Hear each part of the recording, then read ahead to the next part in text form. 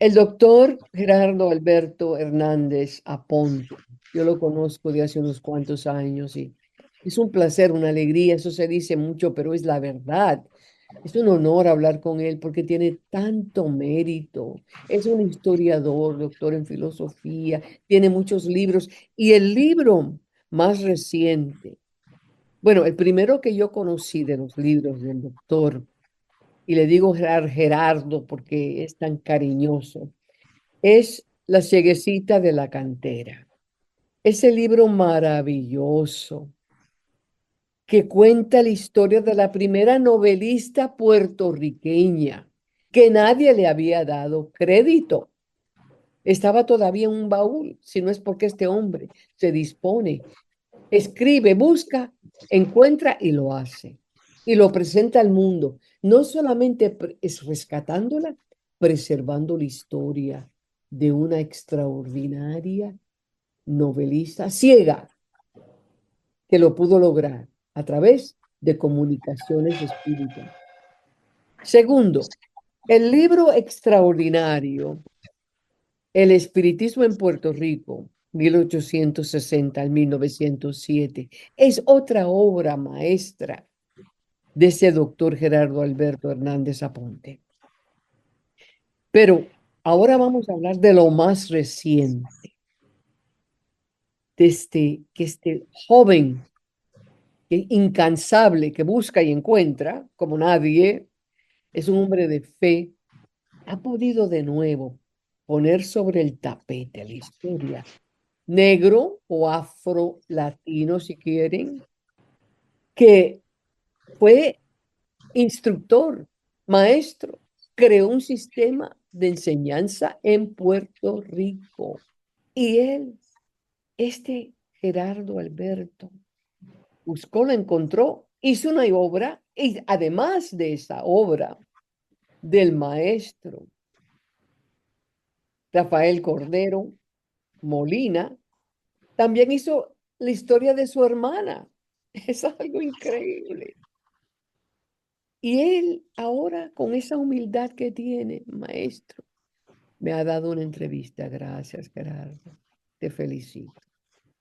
Por favor, cuéntame, ¿cómo es que no sé por dónde empezar, pero ¿cómo te nació la idea de excavar, averiguar y presentar la obra de el maestro Rafael Cordero Molina? Adelante.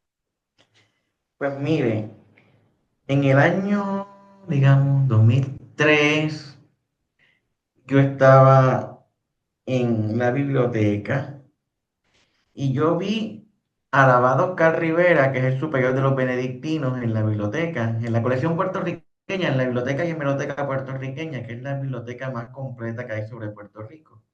Claro. Y yo le pregunté a la directora que qué ella, qué él hacía allí. Y ella me dijo, que está buscando información del maestro Rafael. Y yo desde niño había escuchado hablar de él porque en los cursos de historia se enseñan. Y tenía información de él porque mi maestra de séptimo grado me había dicho que sobre él había poca información.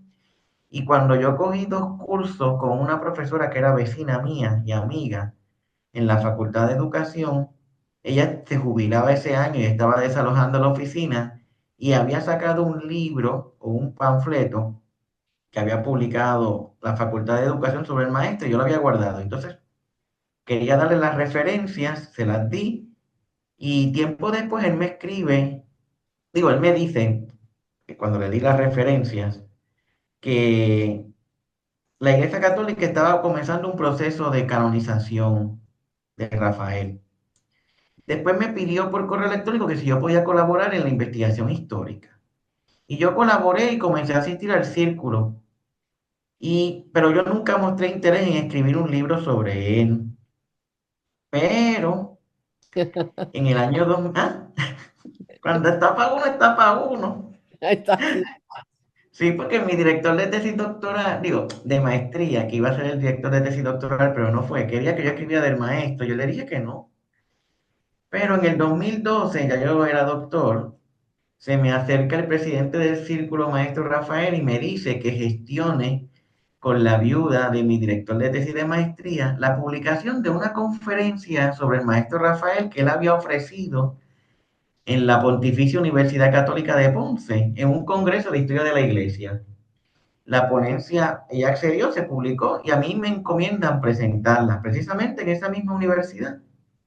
Cuando yo estoy leyendo el libro, a pesar de que ya había hecho la investigación, parte de la investigación, me surgió la duda de cómo un hombre negro en Puerto Rico lo habían elevado al procerato, lo habían hecho prócer en pleno siglo XIX, en un contexto racista. Recién había finiquitado la abolición de la esclavitud, la abolición de la esclavitud. Y entonces eso coincide con el hecho de que me habían invitado, yo pertenezco a la Asociación Latinoamericana para el Estudio de las Religiones, y me habían invitado para un coloquio en San Miguel de Tucumán, en Argentina, sobre esclavitud, racismo y arte. Y yo quería ir y no tenía tema, me habían hecho la invitación en verano, y cuando me encomiendan presentar el libro lo iba a presentar en octubre de 2012, el congreso iba a ser en verano del 2013. Cuando yo me surgen todas estas inquietudes, yo dije, bueno, aquí tengo el tema para la ponencia y para un futuro libro. Así que me comuniqué con el padre Oscar para ver si me daba los documentos que yo y otros investigadores habíamos reunido. O sea, que si me los prestaba, me los prestó. Comencé a escribir el libro, saqué la ponencia, iba a publicar el libro y cuando ya el libro estaba casi para salir, se lo di a leer a una señora, una colega mía, una profesora. Me hizo varias observaciones y de un libro que tenía como 150 páginas creció como a 300. Porque yo seguí encontrando cosas, le seguí dando profundidad al texto. Una profesora en el 2013 me aconseja que, porque yo no hablo de Celestina en el texto, y Celestina era un capítulo en el libro, pero cuando una de las profesoras lo lee, me dice, Gerardo, esto no es urbana con la temática, sácalo. Y entonces, pues comienzo a prepararlo para publicarlo como artículo de revista, pero me doy cuenta que la historia de la educación en España y en Puerto Rico, en la educación a la mujer me refiero, no es tomada en cuenta. Y comienzo a escarbar y se convirtió en otro libro. Así que salieron dos libros, porque trato la educación a los varones en uno, y claro, su ascenso al procerato con el maestro Rafael, y en el otro trato la educación a las mujeres. Son dos libros que se conectan, son independientes entre sí, pero se complementan, se conectan, y lo decidí sacar juntos por esos dos. En uno cito al otro, así que si alguien me preguntara cuál de los dos recomiendo leer primero, yo recomiendo leer primero el del maestro Rafael, porque es el primero que escribí y de uno sale el otro, y porque en el del maestro Rafael yo hablo de la familia del maestro, en el de Celestina yo no hablo de su familia. Las menciono un poco, pero yo profundizo más en el libro del maestro. Así que así nacieron esos dos maravillosos libros que me tardé más de 10 años en investigación y en redacción. Eso es lo que iba a preguntar. ¿Qué tiempo para poder desarrollar, presentar un libro de cuántas páginas? Son 500, yo creo, más o menos. Les digo aquí, pues los tengo ahora. El del maestro Rafael Cordero tiene 437 páginas. Ajá. Y el de Celestina y los inicios de la educación tiene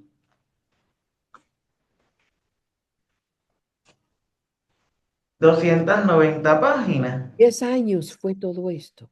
10 años, porque también cuando yo termino Celestina, yo tuve que reestructurar el libro del maestro Rafael, yo tuve que escribir acápites que no existían, Claro. cambié el orden de los capítulos, qué cosas, así que, pero Y, estoy muy o sea, contento. y tenían que salir juntos, porque es Sí, familia, sí, sí. hermanos, se justifica. Ella empieza antes que él, ella empieza en 1802. Ella empieza antes que él.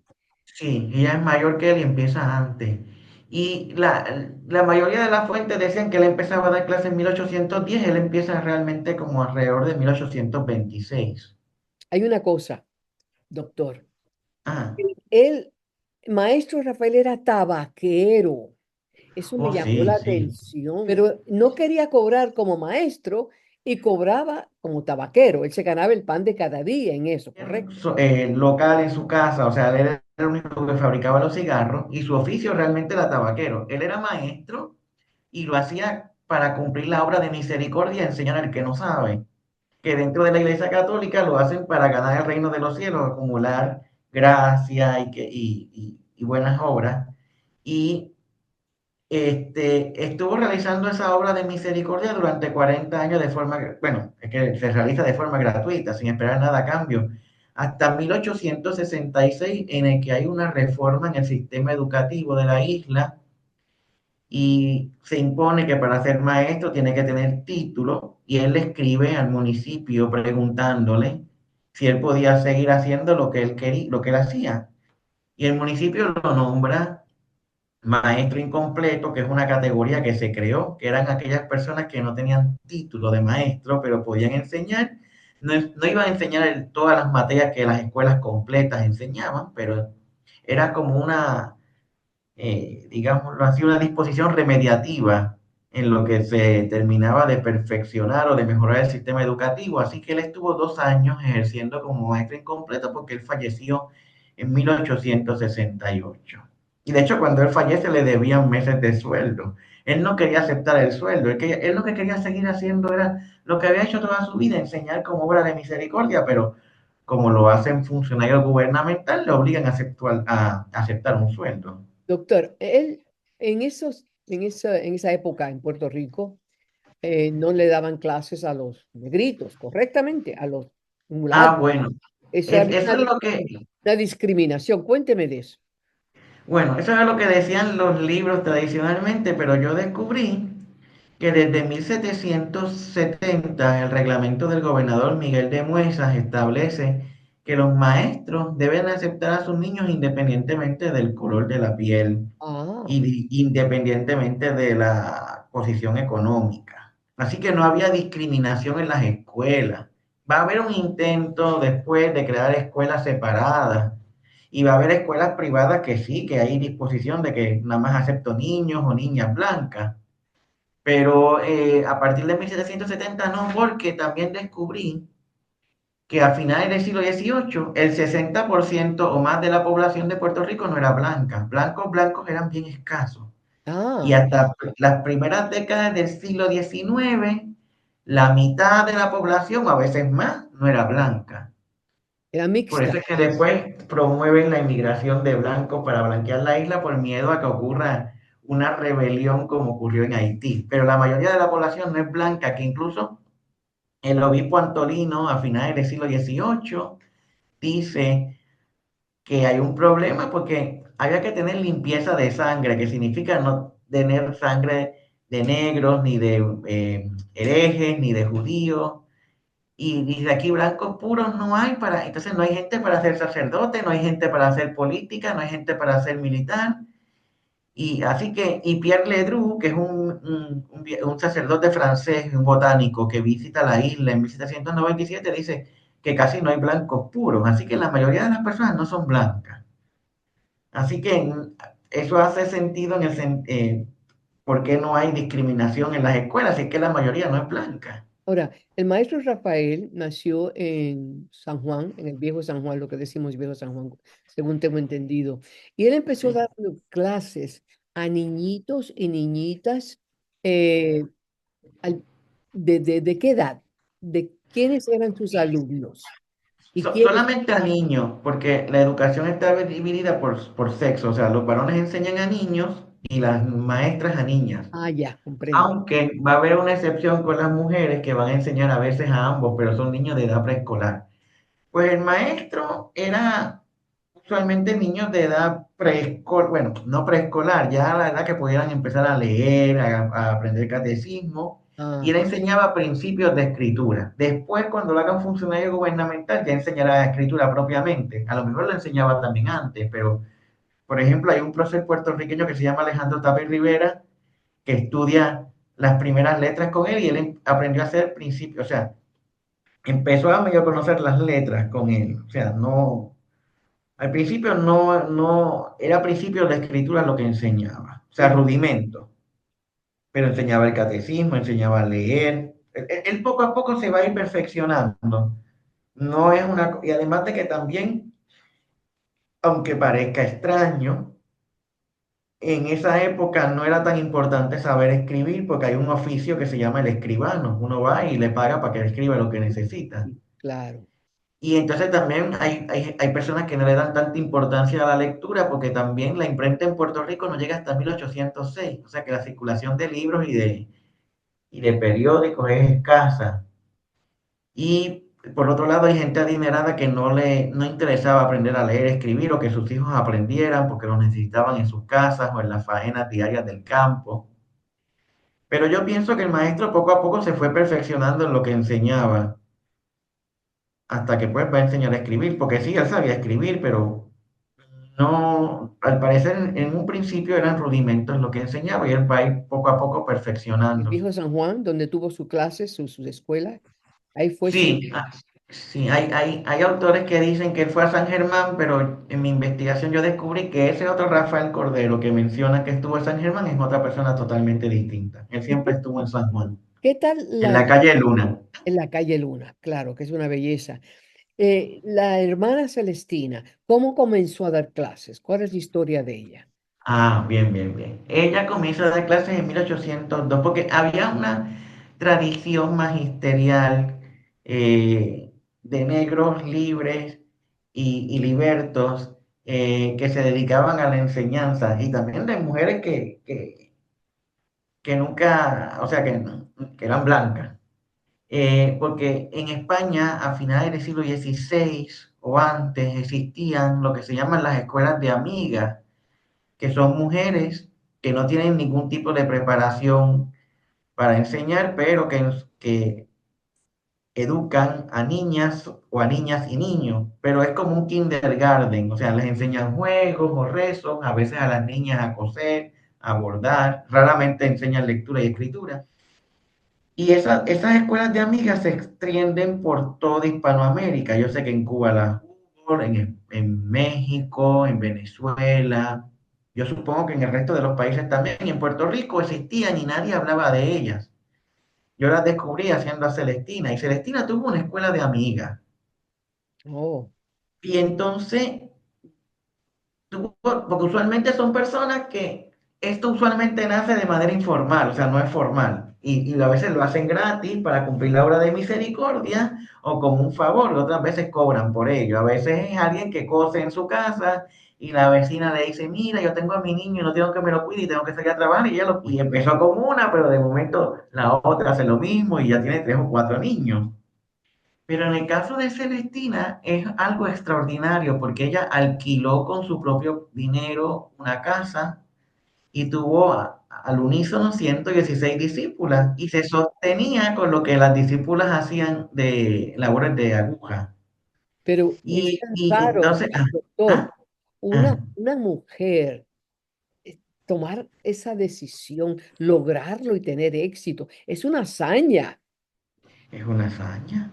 Y entonces cualquiera diría, pero ¿cómo 116 discípulas? Pues yo, según lo que yo estudiaba en la época, supongo que los divide por grupos. En un grupo pues están quizás cosiendo, en otros están aprendiendo a leer o están rezando. Entonces las discípulas más adelantadas las pone a cargo de cada grupito. Ajá, Y también he de decirle que no solamente hacía eso, sino que con todo eso ella sostenía a su mamá, que es anciana, que es viuda, a otra hermana que ella tiene, que se llama Gregoria, y que está baldada, o sea, que tiene alguna enfermedad que le dificulta su movimiento, y al mismo Rafael Cordero, que en algún momento de su existencia estaba enfermo. No pude descubrir qué tenía, pero tenía algún tipo de condición y que parece que después se mejoró porque después él abre su escuela. ajá. Entonces, ella acude al municipio, al cabildo, para pedir que la contraten como maestra, porque ya en 1799 habían surgido las primeras escuelas del gobierno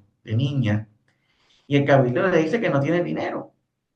Pero ¿qué pasa? Que en 1820 fallece una de las maestras que tenía plaza y ella vuelve a acudir y acuden otras más y a ella finalmente la cogen y entonces deja su escuela, que era privada, se convierte en una escuela pública, en una escuela del gobierno. Claro, a veces cuando la gente, yo hablo de escuela pública, en la época piensan en las de hoy, las escuelas públicas no eran gratis, las escuelas públicas uno las pagaba. Si el cabildo tenía fondos de propio, pues sí, era gratis. Pero si el cabildo no contaba fondos de propio, pues se prorrateaba el salario del maestro entre los padres de los alumnos. Y en Mm. el caso de los varones, no de las muchachas, los maestros gozaban dos sueldos. El que pagaba el municipio, ya sea con el fondo de propio o con el prorrateo, y un arancel que se imponía para saber leer y escribir. Habían unas tarifas adicionales. Así que a veces son públicas porque las administra el gobierno, pero no son públicas porque sean gratuitas, hay que pagarlas. Doctor, antes que usted tomó la iniciativa, nadie había hablado, ni había dicho nada, ni escrito nada de Celestina, ¿correcto? Bueno, hay algunos autores que habían escrito, pero no son historiadores, y el problema con esos autores es que lo hacían desde el presente y que no tenían la teoría y la metodología de la disciplina histórica y la ponían como una pionera como la primera maestra de Puerto Rico o la primera maestra negra, y cuando yo investigué, había maestras negras antes que ella y pues no era la primera. La Ah, gesta grandísima de ella es lo que enseña a 116 discípulas y que con su dinero alquila una casa para enseñarle, no que fuera la primera. Así que, y Rafael, el maestro Rafael aprendió con ella le dio clases al maestro Rafael. bueno, los primeros biógrafos dicen que fueron sus padres, pero pues ella también pudo haber ayudado en la educación. Pero los primeros biógrafos dicen que fue con sus padres, porque los padres del maestro, los dos también eran maestros. Rita no sabía escribir, porque pues a veces esas maestras no sabían leer y escribir, lo que enseñaban eran catecismo y costura y bordado. Así, pero el papá sí sabía escribir. Así que yo me imagino que entre ambos le tienen que haber enseñado. Quizás Celestina pudo haber colaborado porque es su hermana mayor. Digo, una de las hermanas mayores, porque Gregoria es la mayor de todos. No me cabe duda, pero de que el papá y la mamá colaboraron, sí. Celestina, pues puede que sí, puede que no. Bueno, cuénteme ahora, ¿qué ha sucedido con el lanzamiento de estos dos libros? Hermanos, qué belleza ha hecho. Hermanos en vida y hermanos en libros. Usted es como el padrino de ellos. Pues ha Sucedido? tenido un boom. ¿Dónde se lanzó y cuál ha sido la recepción y dónde se encuentra el libro? Adelante. Ah, la primera presentación oficial se hizo en la sala Jorge Enjuto en la Universidad de Puerto Rico, recinto de Río Piedra, que es donde yo enseño, porque pues es mi alma mater, y se hizo el 11 de septiembre a las 7 de la noche. Y también se ha presentado en la librería Norberto González. Próximamente se va a presentar en la Universidad Sagrado Corazón y pienso ir también a la Inter de Arecibo, a la Católica en Ponce, al recinto de Mayagüez, pienso ir a Caguas también y a donde quiera que me inviten voy. Ha tenido una buena recepción en el público, hay ¿Y mucha dónde se gente está encantada. vendiendo? En Amazon. Ah, está en Amazon, está en la librería Norberto González, en Casa Norberto, librería Norberto González en Río Piedra, y Casa Norberto en Plaza Las Américas, está en la librería Mágica en Río Piedra, en la librería El Candil en Ponce, en la librería Laberinto en el Viejo San Juan. Así que, y yo creo que son bien importantes, no solamente para entender ambas figuras, sino la historia de la educación, porque aquí cuando se estudiaba la historia de la educación se hacía desde la perspectiva institucional. Y la educación que ambos tienen es informal, es educación al margen de la ley, no están transgrediéndola, porque la ley decía que uno podía enseñar gratuitamente si era como obra de misericordia.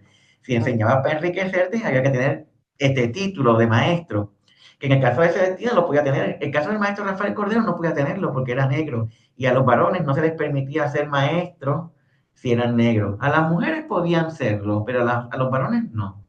he visto la Este, fotografía o la pintura de Oller, de nuestro maravilloso pintor Francisco Oller. Y parece una foto también, también dibujada, presentada y pintada la obra. No hay no hay fotos, no hay otras imágenes, pinturas de los dos, vamos a suponer eso, porque sería bonito verlos, cómo eran. ¿Hay Ah, algo qué que bueno. esté ilustrado? Sí, sí, qué bueno que me pregunta, porque yo conseguí, vino un pintor venezolano a Puerto Rico que se llama Pedro Lovera y pintó al maestro Rafael Cordero antes que él muriera. Ese cuadro se extravió, Oh, pero en 1891 un fotógrafo llamado Eduardo López Cepero le tomó una fotografía y uh, yo la tengo en el libro. está en Es el la libro. fotografía que ilustra la portada. Porque Oller a lo mejor lo conoció, no tengo certeza, pero Oller pinta ese cuadro en 1891 y él ha muerto en 1868. Oh, Así que la imagen original del maestro Rafael la tengo. Y también tengo una curiosidad. José Martí, el cubano, el prócer cubano, dibujó al maestro Rafael Cordero. No lo conoció, pero lo dibujó. ¿Cómo? Porque en 1887 una revista que se llama Puerto Rico Ilustrado sacó un grabado o un dibujo hecho por alguien de apellido Roldán. Y ese órgano periodístico llegó a La Habana y lo vio José Martí, porque José Martí conocía al maestro Cordero de oídas, porque Sotero Figueroa, que era su amigo y que era puertorriqueño, estudió con el maestro Cordero y le había hablado. Y entonces en ese periódico él lee sobre el maestro y a raíz de eso escribe un artículo basado en el artículo del Puerto Rico Ilustrado y unos dibujos que él hace que no son para ser exhibidos, son de sus apuntes, de sus manuscritos. En doctor, una de las páginas me sale va a ese tener que dibujo. dejar me tiene que dejar en suspenso. Ahora, para hacer una segunda entrevista, si usted me lo permite. Porque quiero Claro, mostrar claro. los libros, las portadas, las fotos, tantas, tantas cosas que tenemos que ver. Y agradezco. En Amazon hay que buscar su libro, hay que analizarlo, estudiarlo. Yo lo veo en inglés, si Dios lo permite. Como Dios su quiera que libro. lo sueño. Y a ver si alguien hace una película de él, del Una maestro película Rafael, sería sería. digno. El Sí, doctor Gerardo Alberto Hernández Aponte, especialidad, historia, y aquí lo ha demostrado. Que Dios lo bendiga. Muy agradecida. gracias, igual a usted. Hasta la próxima. Muchas gracias. De nada, gracias a usted.